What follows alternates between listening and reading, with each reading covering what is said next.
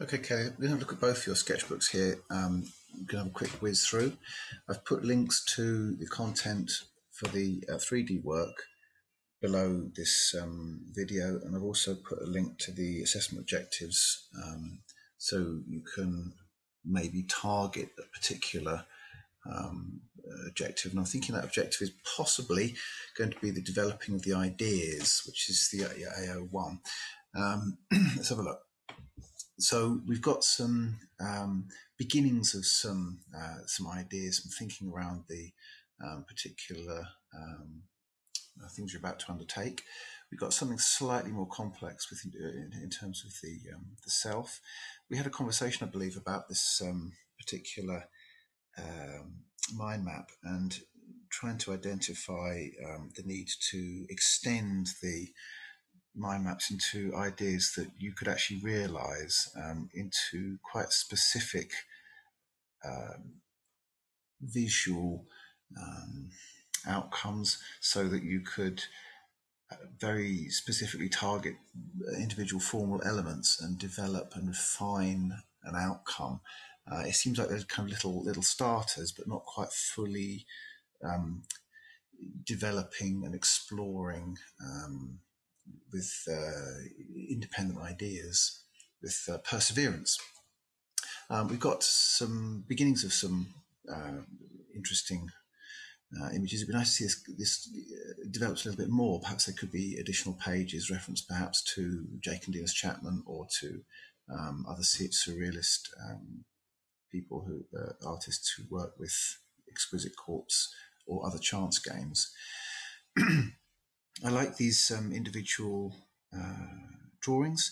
It would be good, I think, to push some of them onto a little bit more refinement, and also maybe to extend out ones which are less refined.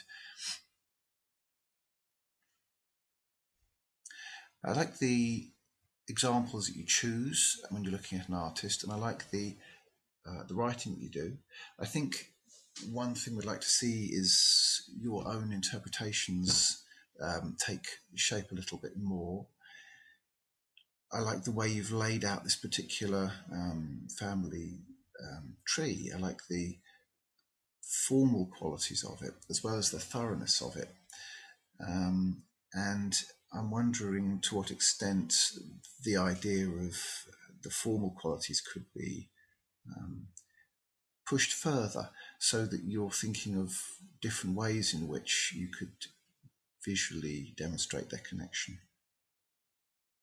The layering is useful in this respect in terms of relating separate elements together, relating particular people together. I think a page like this has quite a lot of potential, and this is where the developing starts to take place a little bit more. And I think if you're going to hit the kind of higher end of things, of marks, you're going to want to keep this development going a little bit further and perhaps introduce other influences and other techniques perhaps into an outcome that's kind of more complex.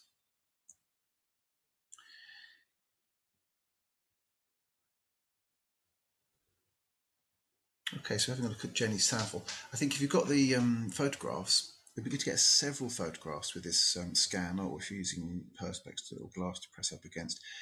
Again, it would be good to have like maybe a couple of pages where you've got some examples of mistakes or things you didn't want to use, so that you can show perhaps that you've chosen a particular image at the bottom, or that you've selected and refined how you've gone about taking the images. Then we can see the sorts of decisions you're making.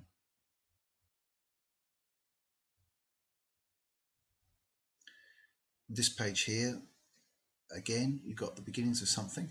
It would be interesting to see perhaps how the shadows would fall if light was shone through this particular piece of acetate, possibly getting prints off it, and using perhaps more of your own photographs. I feel like there's 2 or 3 double pages in this one particular experiment alone. I think it's important that you, to aim at the higher grades, that you produce those extra pages, even if they're fold-outs. Likewise, a number of possibilities coming from this development, a number of other influences that could come in. And the kind of abstract collage and so on. I think relating this to the self is going to be very important, and tying it into what's come before. Perhaps some of the layered photographic and traditional media pieces could be continued on into this more abstract and collage-based work.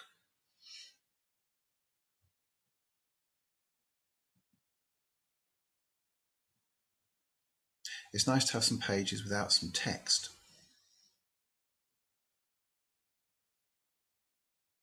And I think it'd be good to perhaps do a little summary, maybe even photographing the pages you've just gone through there, and having it on one particular page where you can talk about the whole little series of pieces that you've done here.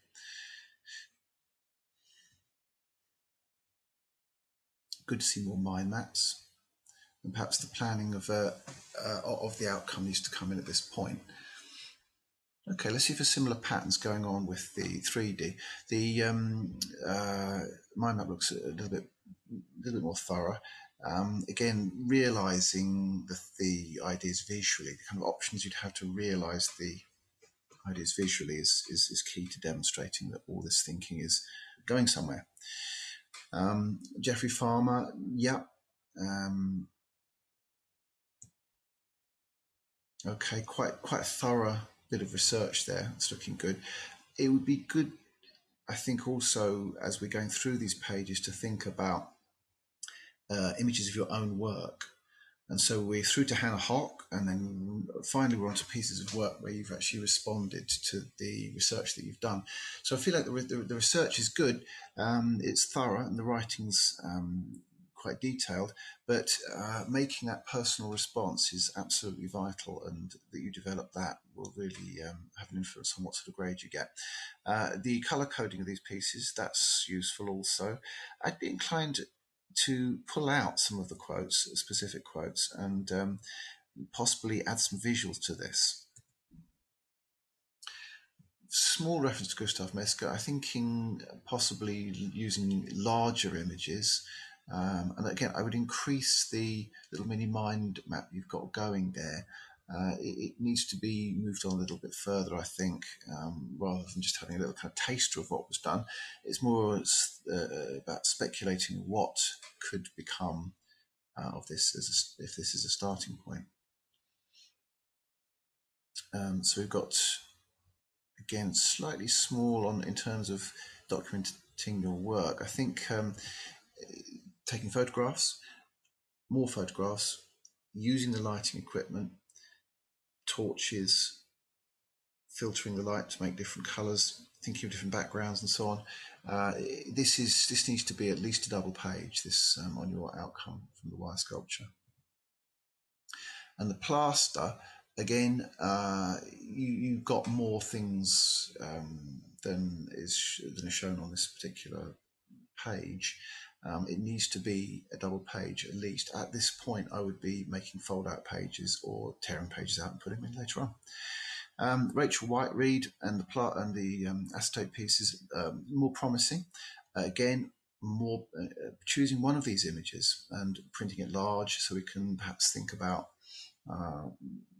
why you've chosen that particular one, and what sorts of thoughts about developing the idea you might have, and linking it again to the self with the mini mind map, very important. So double page could be made of this single page straight away.